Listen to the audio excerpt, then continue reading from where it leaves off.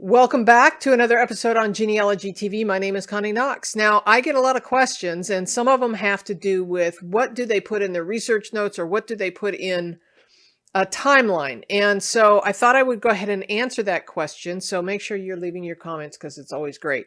So the great thing about Ancestry is there's some really interesting functionality with regard to timeline. Now, you know me, I'm a big believer in research notes, and so I do this all in research notes, but let's take a look at Ancestry and find out what is available there to help us.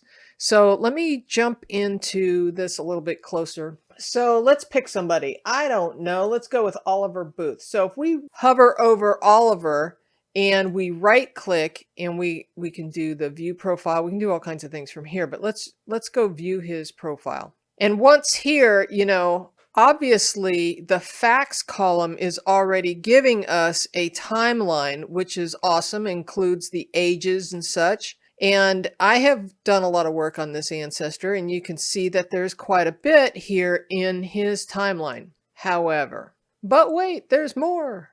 Okay, so here's a couple things. Let's go look at the LifeStory. Now, I don't play in LifeStory very often, but if we go and we scroll down, we can see that there are some of these facts that I had put in here, but now we're starting to get the Ask Ancestry AI tool. Well, we're going to come back to that in a second. First of all, I'm going to go back to the top, and if you click on Show Family Events, this adds things like the births of a brother or a marriage to another person, or which probably would show in there anyway, but maybe a parent died. Here, birth of a sister, birth of a brother, birth of a brother. Here we have death of a father. This is really important stuff to know as we're doing our research. For example, a father dies. If dad owned land, there might be a will, there might be a probate package.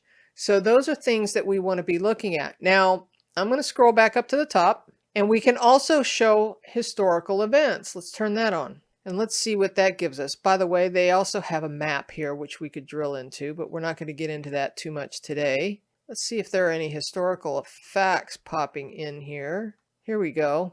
Great Lakes storm. Now, if this was something we wanted to keep, we could actually go in here and take a look at this event in kind of a slideshow format. We can click the down arrow. We can learn more, right? In 1913, Oliver Booth was living in Steubenville, Ohio, when a devastating storm furiously slammed the Great Lakes. All right, so we could remove that if we don't want that in our timeline. All right, I'm going to go back up. And I'm going to go back to get out of here. You have to go to this back button, and sometimes you don't see that because of the black and white image. So I'm going to go back. And so now we have both of these events on here, but let's play with this Ask AI thing. All right, so what was West Virginia, USA like when Oliver B was born? Let's start with this one. So we give it a moment to figure it out, and it gives us some interesting information. It kind of gives us some perspective. Now, you could copy and paste this. You cannot, at this moment in time that I'm aware of, interject that into your timeline. But it does give you some information. You could, if you wanted to, copy and paste that into your research notes if you want. There's all the way down to a conclusion there. Okay? Here's some other. What were baby clothes like? Tell me about the birth traditions in West Virginia around this time. So there's other little AI tools that you can play with if you want to use the AI tools. Okay, so here in the LifeStory, I have gone and I asked the AI this question: what could Oliver B have worn on his wedding day? And as you can see here, I got this nice long story, right? So I could copy and paste this. Now I told you you can't really interject this, but if I go Control C and I come all the way to the top, here is a place where you can add a biography to personalize your story. So if you've actually written something on your own, or you want to interject one of these AI stories, you can click on this and you can put this in, and there does not seem to be as much of a limit on the characters in this section. And then I could hit save. Now, that would put that in the timeline. In fact, let's go ahead and do that, and I'll show you what that looks like. So I hit save, and now I can see this. But if I want to edit it, I can go back in and I can edit it. Now, I'm going to cancel out of that. What if I want to delete that? What if I want to completely delete that? I guess I just highlight it all and hit backspace, and it is gone. That is how you can get rid of it. So while you're in the LifeStory, you can also add an event here. And when you click here, you can still do that custom event like I showed you from the facts column. So you can really get there from either place. There's one other thing I want to show you, and that is if you are doing research and it's not AI driven, let's go back to the facts for a moment. And in the facts column here, let's say you come up with some interesting little tidbits. Maybe you want to write your own little story about some research you did at the local library and what was going on.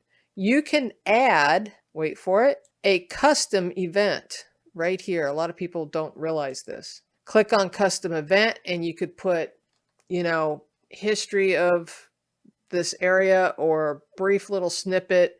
You know, maybe it was something like a major riot that was going on, or strike, or a devastating fire, or a tornado that whipped through and devastated their home. Things that you wouldn't necessarily find in your typical facts, birth, marriage, and death, and burial, and all residence, and all that kind of stuff. You may have something extra to contribute that is not necessarily typical facts. So maybe the town was wiped out in a fire, and so you could put that in there, you know, put the date in there and the location. And the only downside to this is you're limited on the number of characters, and I'm not exactly sure what it is, but I've tried to copy and paste some of that AI stuff into the description box, and it only gives you about 3 lines. So you could also put a hyperlink here if you wanted to. There are other ways to do hyperlinks. For example, if you had stories that are maybe published on a website somewhere else, you could put that hyperlink in another area. I can show you how to do that. But anyway, this is the custom event. So let's close this out. And if you wanted to add a URL, add a web link to a different like a different website or something, or maybe you have your own website or your own blog and you've written a long story about this fire that devastated this town, right? Then you could put the web link here and give it a name, and then I'm going to cancel out of this. And then at the bottom of the screen down here, it would give you the other, here it is, web link. Here's one where I had put one in for this guy about a death record on FamilySearch. So I had put a web link here to that. And when you click on that, it'll take you straight there. And so there's a couple different ways you can do timelines. Now, I like to do all that in my research notes, but if you want it to be part of your Ancestry website, you can certainly do so. And also, I highly recommend that when you add a custom fact, you put some sort of source in there. So just FYI. That's helpful. Now, you know, again, I'm big into research notes, and that's how I'm going to do it. I do that in Word, and that way I can customize it because I'm constantly updating it. And if you want to learn more about how I do research notes, there is another video on the screen for your binge watching pleasure right now, and that one has a handout with it.